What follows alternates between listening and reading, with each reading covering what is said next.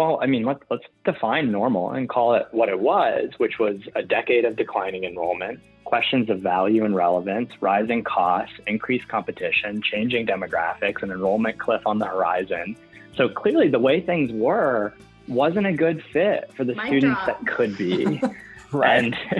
And I think, David, when you talked about being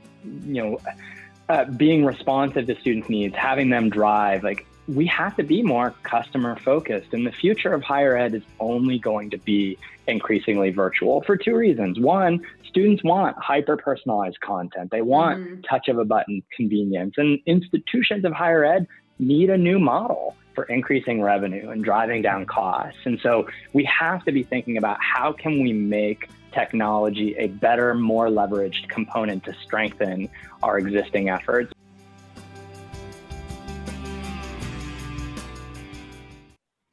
Hello, and welcome to Student Affairs Now. I'm your host, Keith Edwards. Today, we are discussing virtual student engagement. Many of us were forced by COVID to pivot to virtual engagement strategies. What have we learned? What virtual engagement strategies should serve us beyond COVID? And what have we learned to help make our virtual engagement even better? Student Affairs Now is the premier podcast and learning community for thousands of us who work in, alongside, or adjacent to the field of higher education and student affairs. We hope you'll find these conversations make a contribution to the field and are restorative to the profession. We release new episodes every week on Wednesdays. Find us at studentaffairsnow.com or on Twitter. Our first sponsor today is Leadershape. Leadershape is a not-for-profit organization that has been partnering with colleges, universities, and organizations in creating transformational leadership experiences since 1986. With a focus on creating a more just, caring, and thriving world, Leadershape provides both virtual and in-person leadership development opportunities for students and professionals. When you partner with Leadershape, you will receive quality developmental experiences that engage learners in topics of courageous dialogue, integrity, equity, resilience, and community building. To find more about their virtual programs, please visit leadershape.org/virtual programs. You can also learn more about them through Facebook, Twitter, Instagram, and LinkedIn. Today's episode is also sponsored by Anthology. Is your goal to engage in effective assessment, boost data fluency, and empower staff with strategic data collection, documented analysis, and use of results for change? No matter where your campus is in the assessment journey, Anthology, formerly Campus Labs, can help you figure out what's next with a short assessment. You'll receive customized results and tailored recommendations to address your most immediate assessment needs. Learn more about how Anthology's products and expert consultation can empower your division with actionable data by visiting campuslabs.com/SA-now. As I mentioned, I'm your host, Keith Edwards. My pronouns are he, him, his. I'm a speaker, consultant, and coach. And you can find out more about me at keithedwards.com. I'm hosting this conversation today from Minneapolis, Minnesota, which is the ancestral home of the Dakota and Ojibwe peoples. Today, we're looking at what we've learned about virtual engagement to benefit us all in the future. We have three terrific guests. Thank you all three so much for joining us today. I really appreciate it. And would love to have each of you introduce yourselves, share with us your name, your role, institution, pronouns, and a bit about how you've gone about doing virtual engagement. David Hibbler, Dr. David Hibbler, let's start off with you. Yeah, thank you very much. So hello, everyone. My name is David Hibbler Jr. I use he, him, his pronouns. And I have the fortunate opportunity of serving as the Associate Director of Residential Education at the University of South Florida, Tampa campus. And in my role, I oversee the day-to-day operations of our campus population with specific focus on our residential curriculum, behavioral intervention, and crisis management. So really, within my role, I see it, as keeping us on time, on task, and on vision. And when I think about the strategic emphasis of our residential curriculum and how that aligns with our university's larger student success initiatives, it is my responsibility to ensure that we are, remaining laser focused on success strategies that are, enhancing persistence and making sure folks are getting, throughout their time here at USF and specifically while they're in residence with us. And specifically with virtual engagement, knowing that the residential curriculum is everything that we do, when we were faced with the pandemic, the virtual engagement became the thing that we had to do, right? So we had to literally re-envision everything that we did from, day-to-day intentional conversations to large scale, departmental initiatives that we knew we still needed to execute to really make sure that we were living up to our educational priority here at USF. So that's a little bit about me and my role specifically with virtual engagement so far. Thanks, David. I really appreciate you being here and sharing us what you and the team at USF have learned. You're coming back to something I think will be important, but keeping the focus on the learning, but shifting the strategies and how we go about doing that. That's really great. Alyssa, tell us a little bit about you and how you've been working with virtually engaging students. Absolutely. It's nice to be here with you all today. My name is Alyssa. I use she, her, hers pronouns, and I am the Assistant Director of New Student Programs at North Dakota State University. Go Bison. I spend a lot of my time working with Welcome Week and then helping with the implementation and execution of orientation and our summer programming to really help students transition well to NDSU. I've also spent a lot of time recently on a cross-divisional committee that is working on curriculum, so super similar to David. How do we all work together to have the same learning outcomes so that students can achieve success because they're getting the same thing over and over from all of us in a very consistent educational experience. So that's been taking a lot of time and has been really exciting lately also within my role. That also stems to my connection to the content. I think when we had to pivot, it was March, a lot of decisions had already been made for orientation for sure, and definitely Welcome Week. And so as much as pivot is not everyone's favorite word right now anymore, that's what we had to do. And our learning outcomes in our curriculum really were the cornerstone in us being able to do that pretty effectively. We knew at the end of the day that students still needed the same learning outcomes and the same things from us. We just really had to switch up how we were doing that, but the learning couldn't change. We still knew what students needed to be successful. And so that's really what brings me here today, is to share a little bit about how we did that. Awesome. And as many orientation folks, you all had to shift, particularly for those with summer programs, right away, knowing that this was not going to be able to be happening in person. So how do we do this, and doing hybrid models while others maybe hope by the fall things would be back to in person and delayed. So you've been learning right along. Rob, tell us a little bit about you and the work you do at EverFi. Sure thing. Hi, everyone. Keith, David, Alyssa, it's great to join you here. My name is Rob Buelow. My pronouns are he, him, his, and I'm the Senior Vice President of Higher Education and Impact at EverFi. And for those not familiar, EverFi is a social impact technology company that takes on some of the biggest social challenges facing campuses, companies, and communities. So we work with about 25,000 K-12 schools across the country and Canada, 1,200 colleges and universities, and 1,500 corporations globally. And we've been providing online education and training for campuses for over 20 years with multiple rigorous peer-reviewed studies on our work. And so lots that we've learned in that time about virtual engagement. And also note, I'm a public health professional by training, and a lot of our work at EverFi is focused on safety, well-being, and inclusion, which I'm sure are hot topics that are going to come up a lot in our conversation today. Yeah. Well, Rob, let's stay there with you. I think many of us have been doing this for almost a year now. You've been doing it with EverFi for 20 years, and would love to hear what you have learned along the way about what works and what doesn't work. I think we've talked about what are these universal lessons that people can apply beyond the modules and the things that you're offering, but I think you've learned a lot that we could apply in some of the other work that we're doing. Sure, Keith. Well, I start with just thinking about a 20-year timeline, and that puts me back to when I was in college. And so I think about the previous work that I had done as a student leader at Penn State University.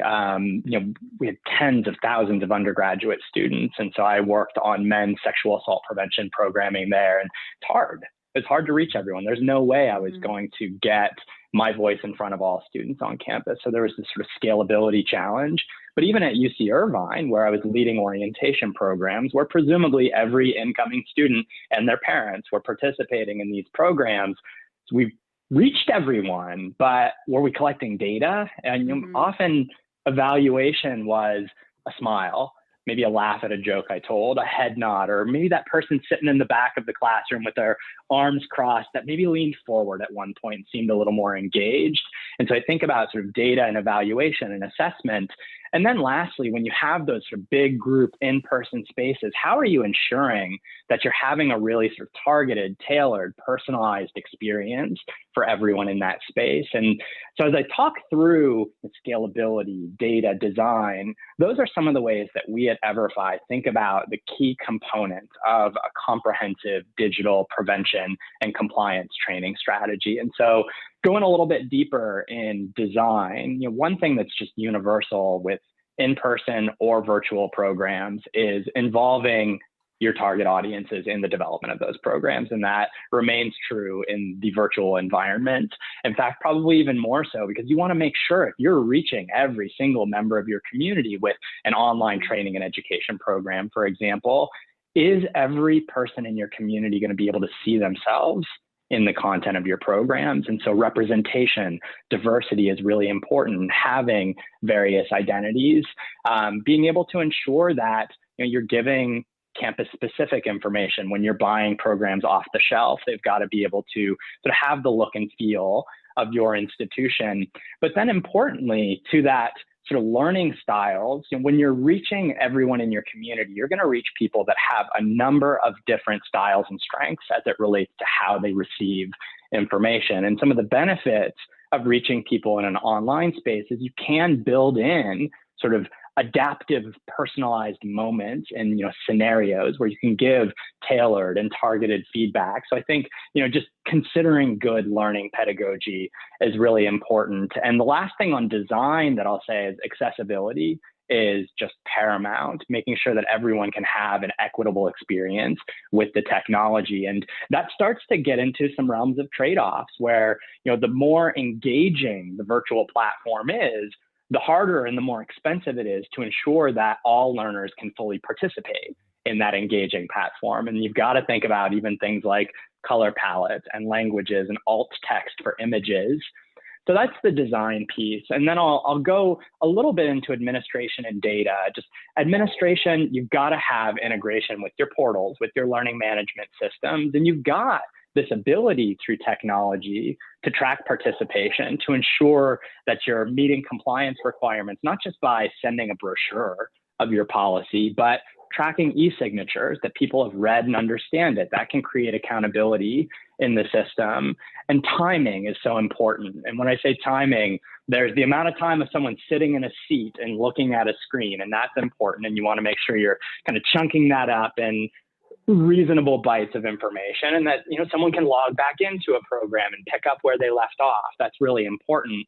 But timing is also really interesting as it relates to risk periods. So one of the things as we think about virtual orientation programs is you've got this new cohort of students. We know the matriculation timeline is a high risk period for sexual violence, for high risk drinking.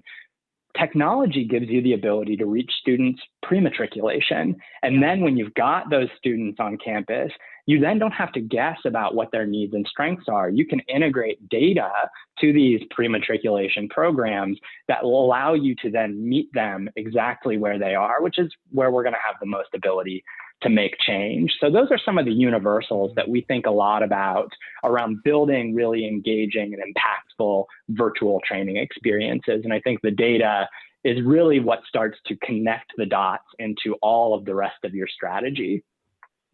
Well, I'm thinking about folks who maybe are doing their own online modules, but I think that's even beyond the capacity for a lot of us, right? So whether we're just doing a 3-minute video, how do you think about the design and the accessibility and engagement and representation and the chunking down, even if you're just doing a short video or a 20-minute video or a 50-minute video, so many good things that can be applicable. And really what's just standing out for me is just the intentionality that I think sometimes we get so caught up in content, and you're really pointing us to content is important, but then it's the how and the pedagogy and how we're getting at it and really being thoughtful. And you're just bringing in so many things to be thoughtful. You're sharing some of the things.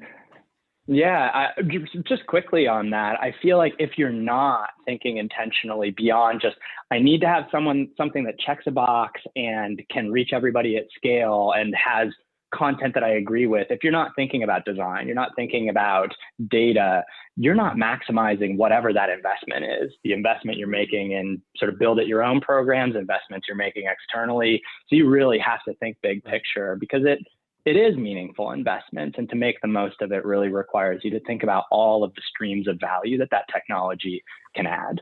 Yeah, I think go ahead, Alyssa. Our whole training theme this summer for our orientation leaders was connection before content, and I can't take credit for that. We borrowed that from a consultant we work with, but truly focusing on how do we make connection rather than just pour content virtually, because that wouldn't increase student learning, and we definitely think it would decrease it.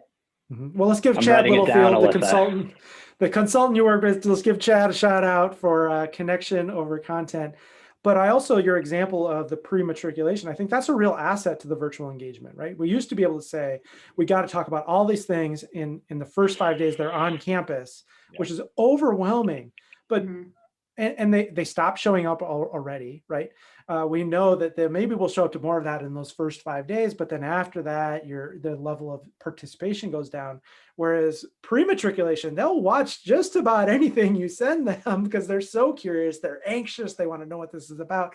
So what are the things that we want to talk about right away when they're there on campus? What are the things we want to do in summer?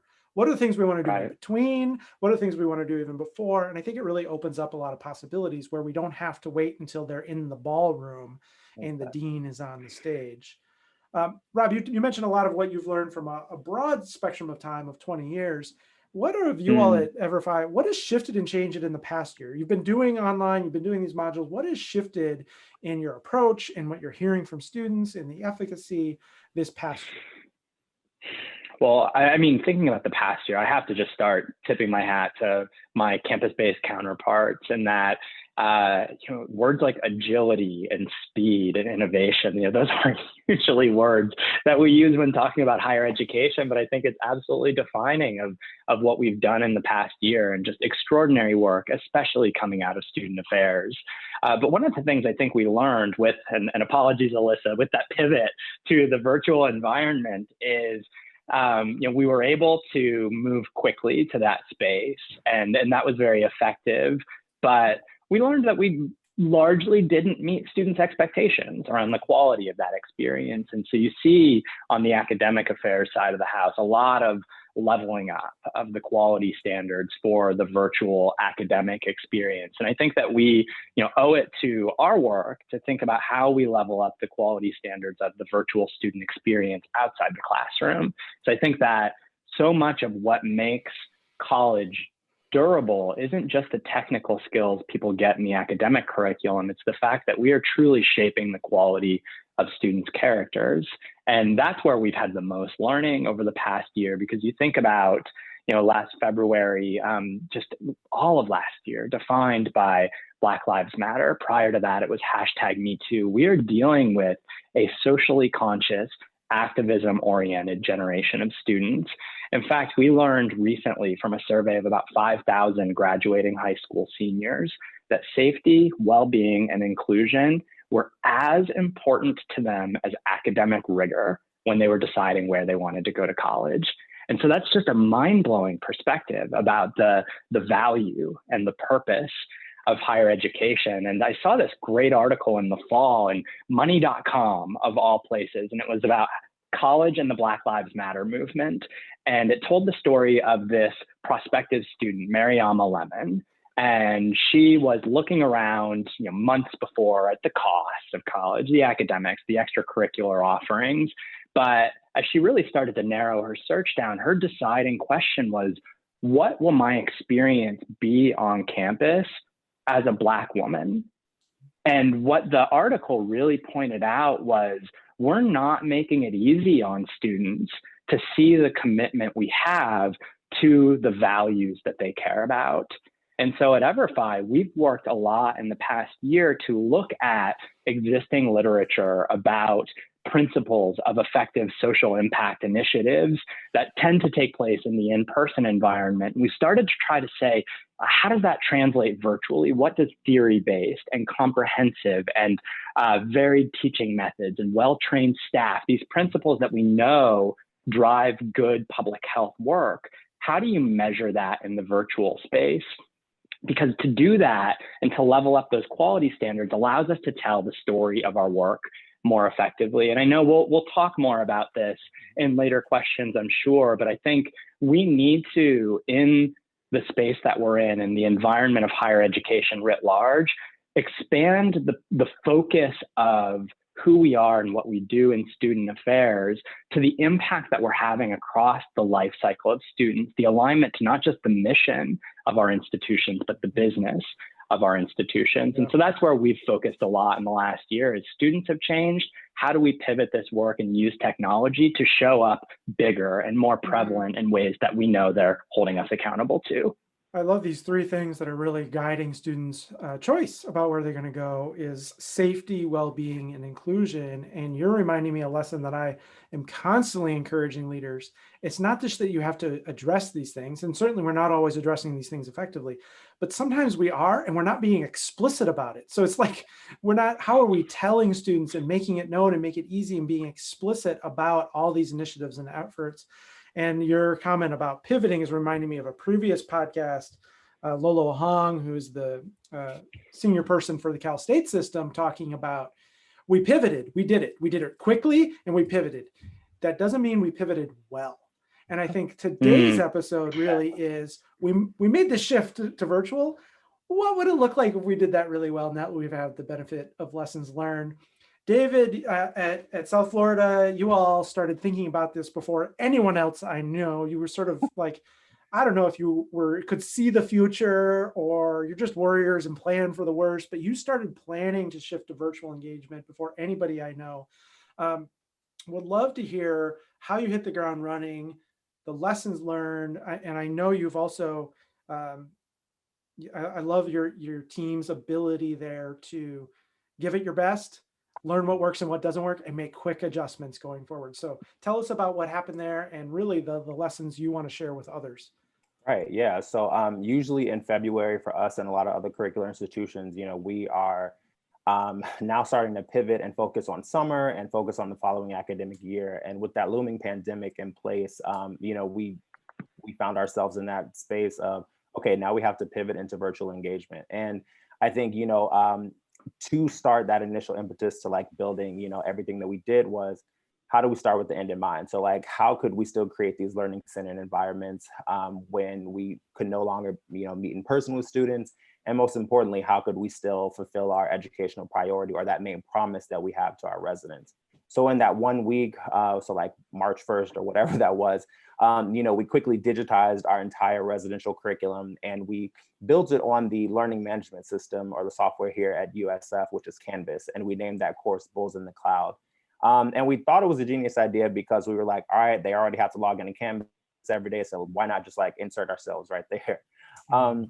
And the initial focus of that or thought process was, all right, like let's develop active and passive content and kind of mimic like what you would experience like a video game streamer. So like if we all can't go to like, the lounge, let's all go into Bulls in the Cloud and be there at the same time. And that was great because we initially thought it's gonna allow folks to meet and honor the need for human connection and still stay connected. And from March to the end of the academic year, we hosted faculty-led, initiatives. We had our final reviews.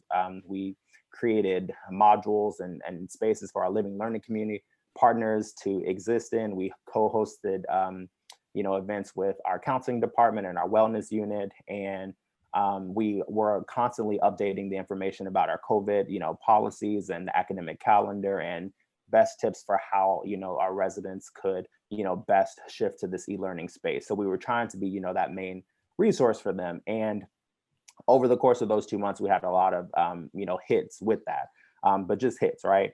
And then I think the momentum and the uncertainty definitely carried us into the summer. And at that point, we started to explore Microsoft Teams. That was the product that our institution was using.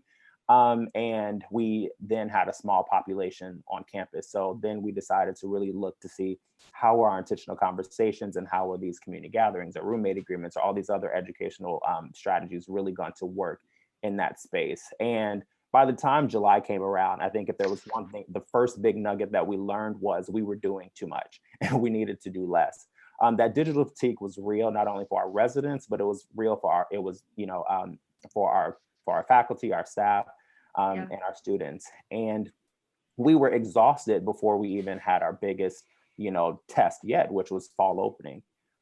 So to really learn on, those moments, we needed to be extremely intentional about what we were asking each one of our staff members to do, while still, trying to solidify or figure out what those most impactful things were. And with that, we doubled down on our residential curriculum. We looked to see what was on our educational plan, what was, the life cycle of the student, kind of as Rob was mentioning earlier, and what were the things that we really needed to focus on. So we continue to track staff engagement as well as, resident engagement in terms of what was working well and what wasn't. And I think the next big piece of learning that we saw was, instead of Bulls in the Cloud being this synchronous place for folks to go to, it needed to be more of like a resource hub. So what's like an airport terminal where folks can just go to it and get the information that they need to be successful. So we felt like by consolidating all that information in one place for our residents, it was going to be one of the best uses of our time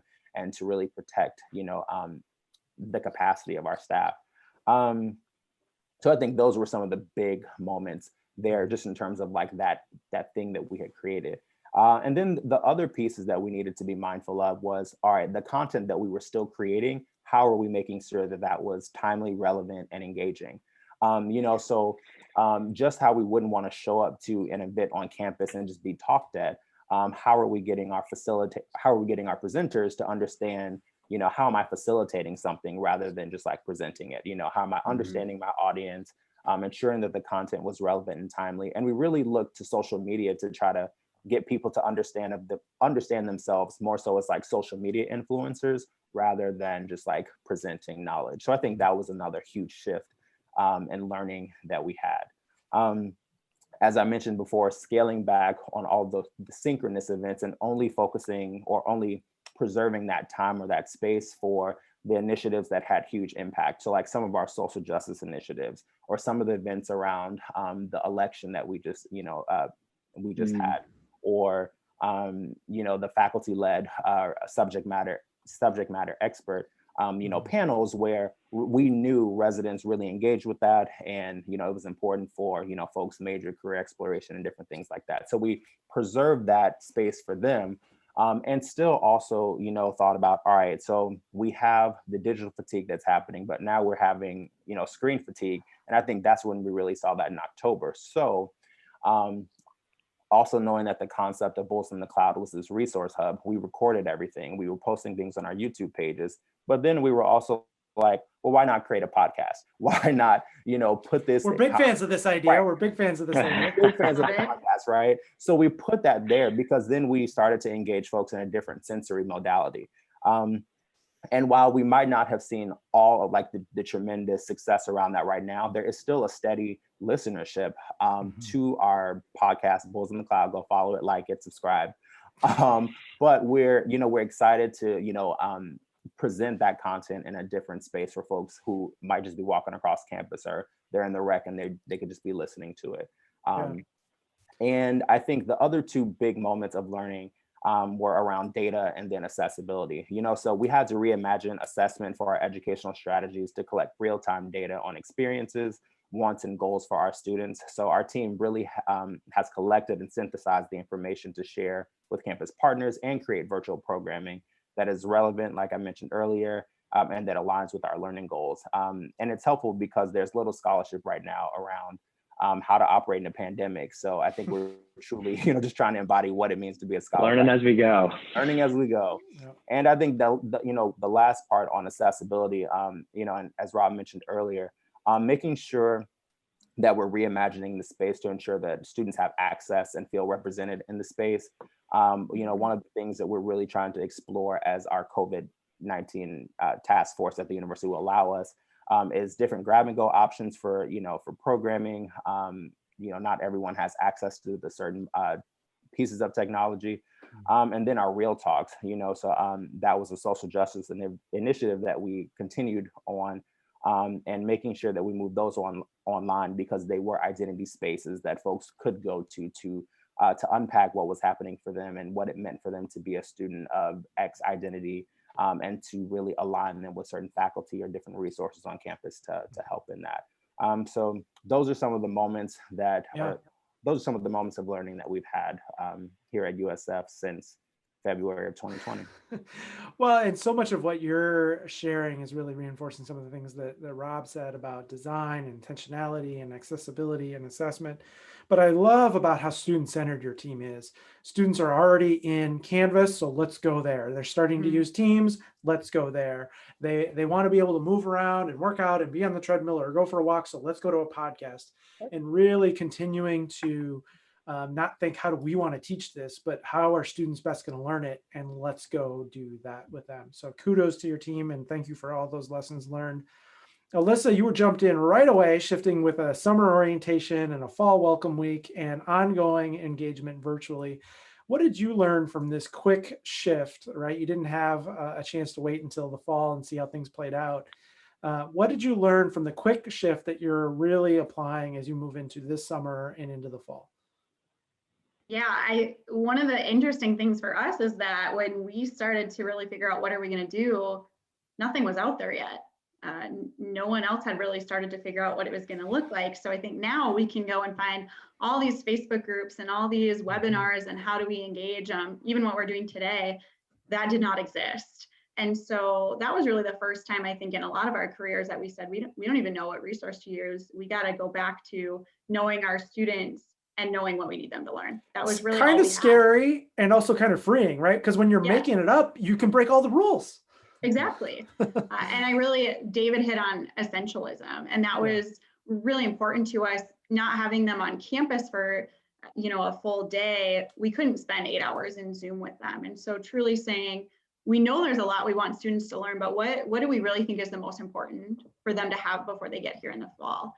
And for us, it really was how identifying connections to invest in. That was the biggest thing, and to really start to lay the groundwork for stewarding communities of belonging. And that was really all we were able to do, but it was still a lot. And so really having to focus on what's the most important learning. We also changed our risk level in North Dakota about 3 weeks before Welcome Week. So we were all set to go. We could be in groups of, I want to say 250 at that point, still in August. And then that completely changed. And so we had about 3 weeks, and it was really cool to watch how curriculum really centered us. Obviously, there was a little bit of panic in our hearts and in our souls, but we knew where to go. And that was, what do they need to learn and what strategies support that really, really well. Our guiding star. Exactly. That ed priority you were talking about, and then those learning goals just made it so much easier and made it feasible to say we can do this. It never really was in our heads that we could stop doing it. We just had to figure out what the strategies were to make that work. What's the way? Yep. Exactly. As I was reflecting, a lot of the things that we did felt like I was just listing them out, but really they fell under two main lessons for me. And the first was that we don't have to be experts in technology to do it well. It's really fun to have Rob here.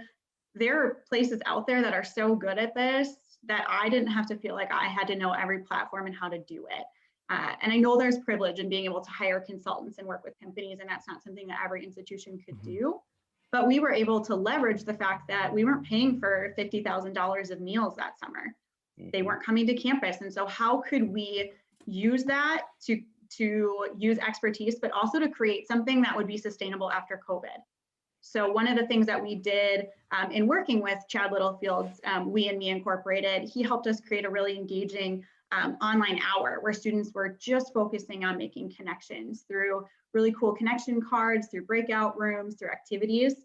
And as we started talking, we said, we're going to use this forever. Students that live more than 500 miles away. We have a lot of students in the military. We have students maybe that truly just can't make it to campus because they're working full time, and saying, we can offer these sessions at night. We can offer a few of these sessions so that students who traditionally we've just said, well, you can take an online course. Now we have this really engaging opportunity where they get to make connections. And so being able to utilize the resources we had to turn it into a sustainable initiative that we'll be able to keep was great. Also, I found out my students are experts, and I had to turn to them as a learner, and they were the ones teaching, and that was really awesome. We too did a podcast, but I can't really say we. I told my students, I said, can you make a podcast? Can you figure this out? And my intern looked it all up, did all the editing, they made all the intros, wrote all their own questions. And we have a first year series, like transitional podcast that they did. I did nothing other than say, please do this. And I think empowering our students to work with the technology that we're excited about, because they're awesome at it. So that was not really only cool. did you not have to do it, but those incoming students will listen to returning students way more than they'll listen to you or me or to any of us, right? They have that credibility of their peers. Absolutely. I like that a lot, Keith. As you think about, something like bystander intervention, for example, having it be modeled by your juniors and seniors is really the way that you're going to get your first year students to feel like, okay, well, I don't have a lot of social capital in this environment, especially now in this virtual space where connection's harder, but, it's appropriate, it's acceptable, it's expected for people to step in and take action consistent with their values. I think that curricular ongoing approach is really, really powerful. Well, and it establishes the culture. This is how we do things here. And incoming students have no idea. They have no idea what college is. They have no idea what NDSU is. And so when returning students say, this is how we do things here, you can really move the needle there. Alyssa, anything else you want to add before we open it up?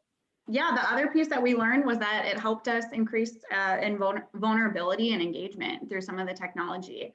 We started using Mentee, which is an amazing platform if you've never heard of Mentee. And that's how we did our belonging sessions and teaching them that they're responsible for stewarding belonging and how we define it.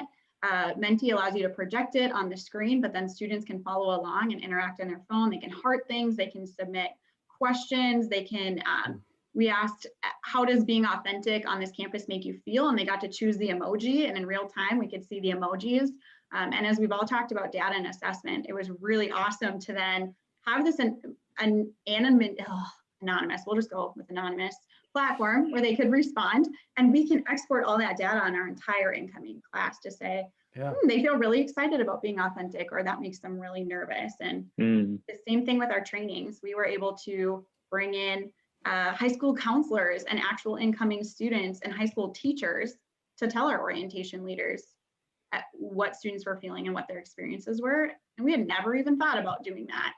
When really, we always had access to do a panel like that. It just, our brains weren't there in being able to do it. And so looking at where the engagement was really, really awesome and saying, we're just going to keep doing this because it works. Yeah. Great. Go ahead, David.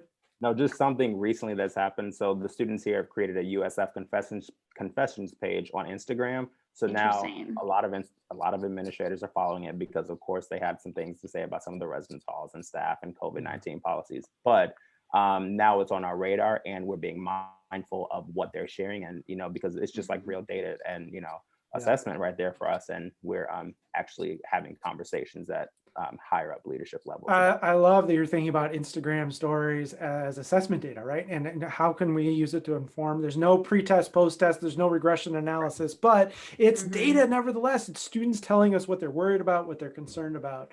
Yeah. We are running out of time, so I want to get a real quick little snippet from each of you on this question. I hear from some folks who say, I just can't wait to get back to in-person. I hate Zoom. I hate being on screens. I just can't go back to doing everything the way we used to do it. That seems short-sighted to me. What would you say to someone who said, we had to do this, I didn't like it, I just want to go back to the way I did things for the previous 10 years? Rob, any nudge you would give to some of those folks who can't wait to go back to normal, quote unquote normal? Well, let's define normal and call it what it was, which was a decade of declining enrollment, questions of value and relevance, rising costs, increased competition, changing demographics, an enrollment cliff on the horizon. So clearly the way things were wasn't a good fit for the Mic students drop. that could be. Right. And I think, David, when you talked about being responsive to students' needs, having them drive, like, we have to be more customer focused. And the future of higher ed is only going to be increasingly virtual for two reasons. One, students want hyper personalized content. They want touch of a button convenience. And institutions of higher ed need a new model for increasing revenue and driving down costs. And so we have to be thinking about how can we make technology a better, more leveraged component to strengthen our existing efforts. Because, I talked to a vice president for student affairs, one of the top schools in Princeton Review's rankings around mental health. And he said, we made that ranking list because we spent $1 million on hiring counselors. But that's not going to solve the mental health crisis on campus when students really want to be talking to each other and getting resources from each other. So how can we meet students where they are, empower them through technology to support each other, and then really just drive results beyond knowledge, attitudes, and behaviors? You talked about Lolo Hong from your last episode, Keith, and one of the things I took away from that episode was that we can't keep thinking about student affairs as sort of second fiddle to the academic mission of higher education. When students go through these programs, they feel more valued, they feel like they belong, they're happier to be on campus, they even feel like they're going to perform better in the classroom, complete their degree, be more qualified for future jobs. That's the way that we have to be thinking about all of our work. And I don't think it's a either or, technology or in person. It's got to be a yes and, because the future is only going to be more virtual. Right. And I think the trick is, where can virtual be better and where do we really need to do in person? And finding the right fit, I think, is so important. Yeah. David and Alyssa, you want to add to this? Yeah. I mean, we're talking about virtual engagement, but I think first it has to go back to the individual, right? And the department and the culture, right? Because I understand that it's complex and layered. And, I think if we ask ourselves the question, okay, so is the old way of doing things, is it out of convenience for me, or is it around the efficacy for what's actually happening for the student experience and for the best thing of our institution? So I think we have to really wrestle with that before we have this notion of, yes, we just have to go back. Because I think during this crisis, we've identified new needs. And I think it's really important to be mindful of all the insight that we have, gotten from experiencing COVID, and how are we, going to take some of the best nuggets of that or sift through it and figure out how, we can continue to move forward. Because COVID's always going to be a thing, but there's just going to be, new levels of engagement around that. And I think we're still just waiting to see, just that shift back over. So that hourglass back over into whatever our new normal is. So Rob telling us that going back to normal wasn't good. David saying get student-centered, get student-centered, get student-centered. Alyssa, what do you really want to nudge us toward? The director of our counseling center, when COVID really came to light last March, sent an email to all of us staff that said, you're more resilient than you think you are. And I think that's true for all SA pros out there. We are resilient, and I think we've shown that. And so why would we just erase the past year of growth and things that have gone well? I also think if we are really committed to inclusive excellence, we have to acknowledge that in-person doesn't work for everybody. And I don't think that online works for everybody either, but what you were talking about in that hybrid, we have a lot of populations that we just said, if it doesn't work, I hope you can catch up. And I think that's affected our MELT. I think that's affected student success. And I think that's affected belonging. And if COVID has taught us anything, it's that students desperately desire connection. And we have a lot of strategies and resources to do that. And why would we do less when we can embrace like this new platform of technology to incorporate strategies? Well, and technology allows us for us to do less and meet more students in a better way, right? Like that's the secret sauce. Where do we scale this? Where do we have it happen so that then we do have the capacity when this student needs to be seen in person because they have a very significant, dire issue. We have the capacity because we're not dealing with 365 minor roommate conflicts. We're dealing with this one that's really bad and needs that. So, and I think you're pointing at NDSU that you centered everything around connection and belonging. And that's more important than ever before, and also learning, right? And for folks who have a curricular approach, the learning whatever learning goals and outcomes you had, whether it was identity or self-awareness or multiculturalism or equity or well-being, all of that is more important now than it was a year ago. Right.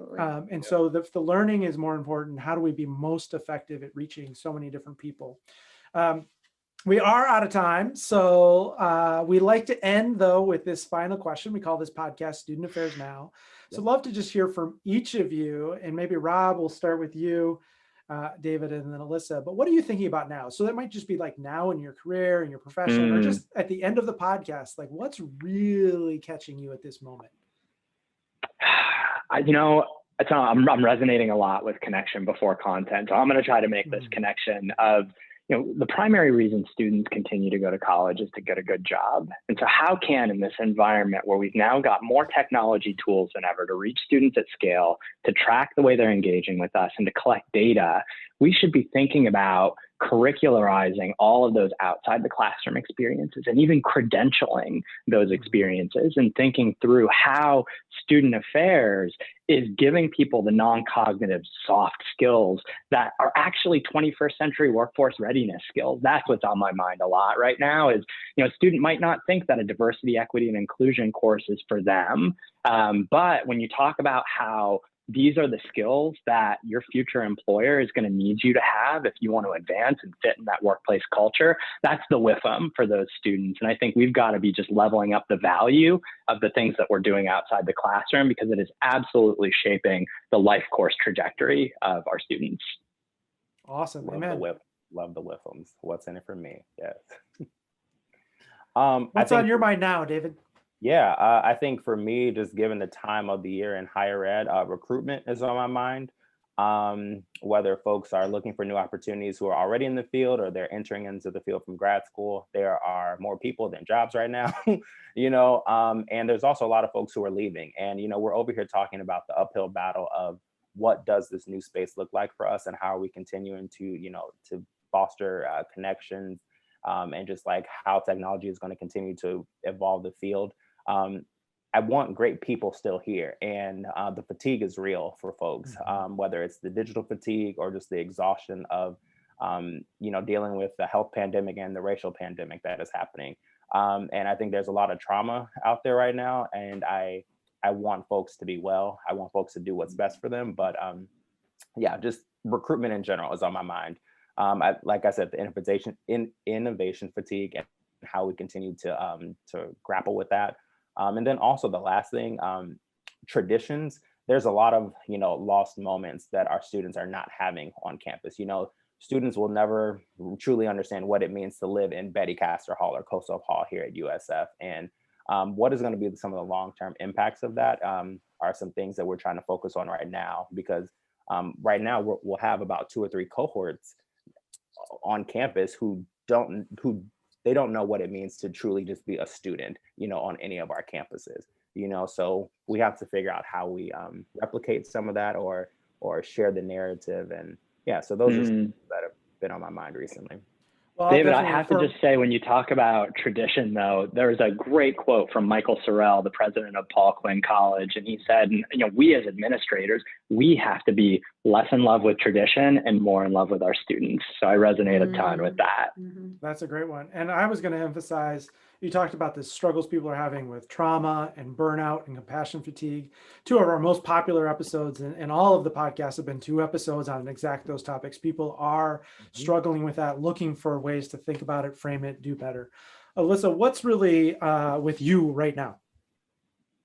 Yeah, so many things, but I'm really thinking about sequencing and scaffolding our learning, as we talked about when students come in and then what do they need to know before they even get here, and just encouraging you, if you are in residence life and you don't have a good partnership with orientation, or if you're in orientation and you don't have a good partnership with student activities, I can see where this time feels super overwhelming, but this is the time to say, not just what do they learn with you and what do they learn over here with us, but how do we seamlessly do this and how do we collaborate? And we're currently working on online orientation with Advantage Design, so we get another piece in that puzzle of how we sequence the learning from the moment that students say, like, yeah, I want to go to NDSU, and to build connection.